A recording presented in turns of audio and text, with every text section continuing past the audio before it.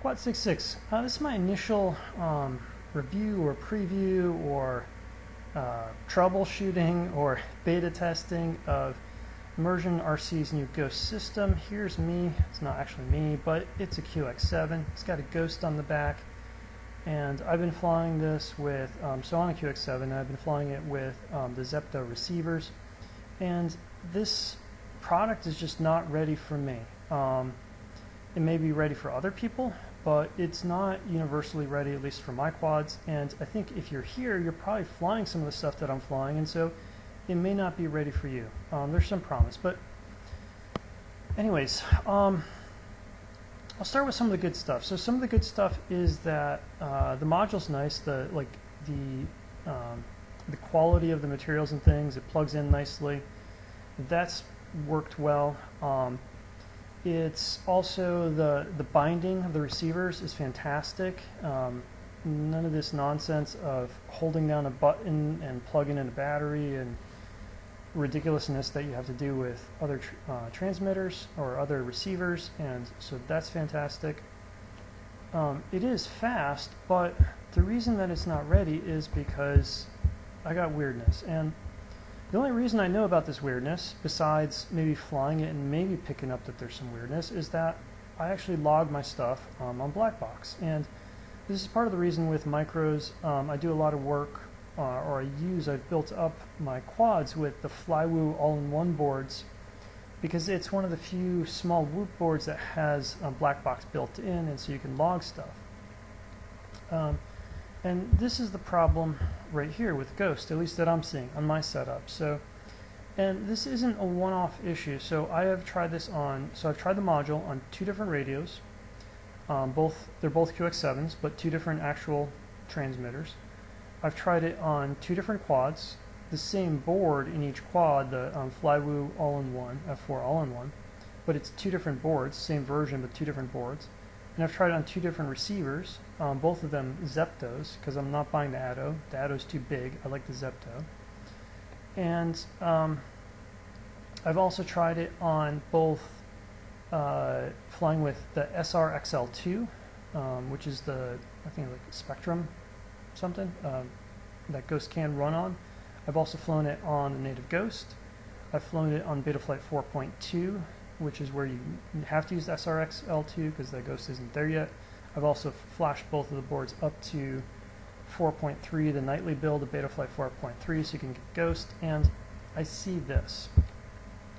If you're not familiar with what this is a black box log, and I've stripped this down, and so in green here we have the set point.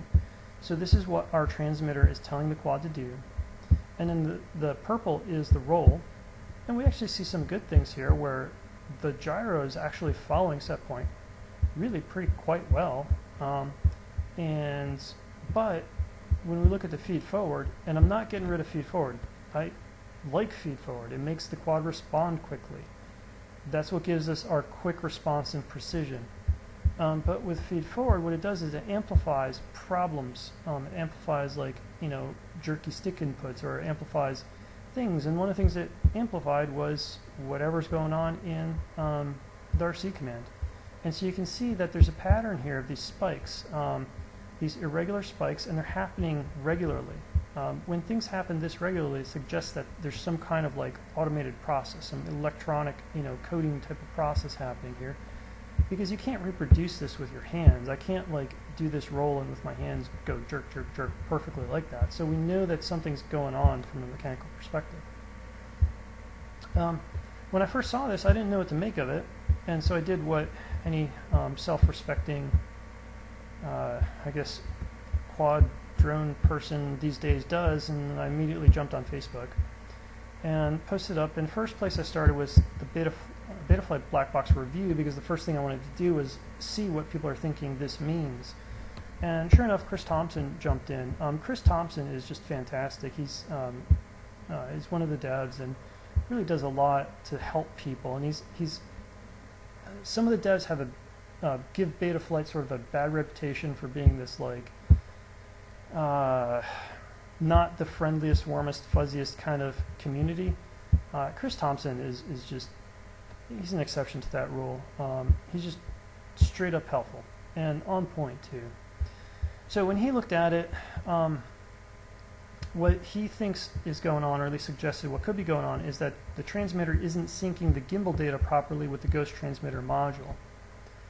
And this was a problem that I think people are familiar with because Crossfire apparently had this issue, and that was fixed with Crossfire Shot. So that does give me some reason for optimism here that, okay, if that's what's going on here, maybe this is fixable just like Crossfire was. But it's not fixed yet. It's not working yet.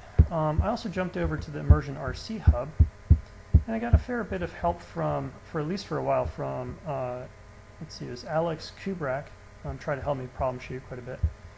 Tony Cake also jumped into, and his thing was, second point, he said, I'm not convinced that this setup is running a synced build of OpenTX, and that's possible. I don't know.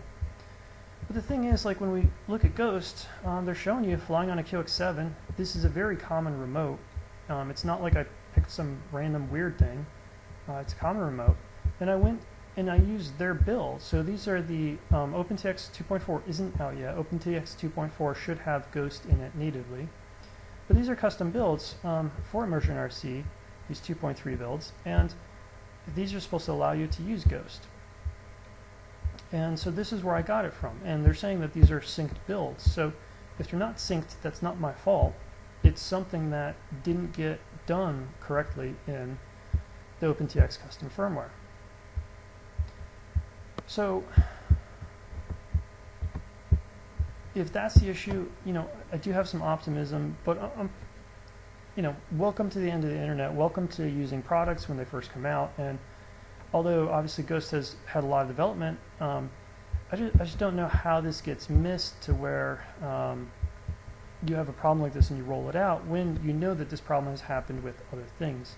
I mean, to some degree easier said than done, but this is like, when you're a higher end product, which I think ImmersionRC is attempting to be here, it's like, you kind of hope you get the rollouts right. The other problem you have with this unit is it beeps. Every time you hit a bump, you power it on, you hit a button, it just beeps. It always beeps. Like, I get it. I know what I'm doing. I'm pushing the button with my finger. I know I'm pushing it. I don't need a beep to tell me what my finger is doing. And although for most people that's probably just an annoyance, it's just a nuisance to hear the beeps. In my case, it's actually kind of a no-go thing because I unfortunately have a dog. She's a great dog, rescue, but she is terrified of beeps, whistles and beeps, and gets absolutely horribly terrified where she's trying to scratch a hole through the wall.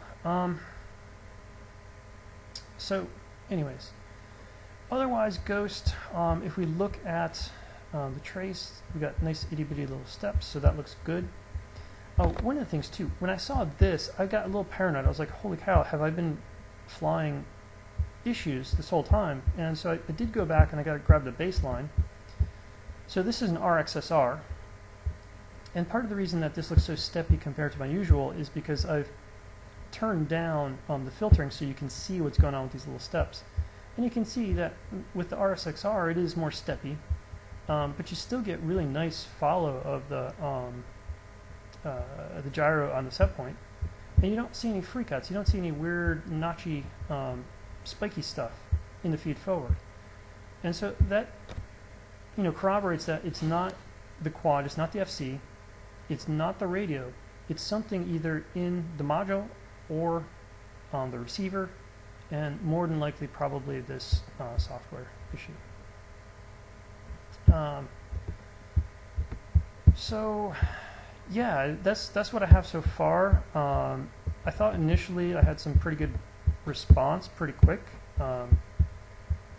on this issue, but then it's since gone cold in terms of the communication. And it's fine if somebody's like, okay, hey, we see there's a problem here, we're going to work on it, give us some, it's going to take a little bit, but at least tell me that, at least tell me you're working on it and don't just leave me hanging. But anyways, if you're considering Ghost, that's what I'm seeing right now for on the Flywheel board. I don't know if it's going to affect other quads in terms of flight controllers. I don't know if it's going to affect other radios, but QX7 Flywheel board, something going on there.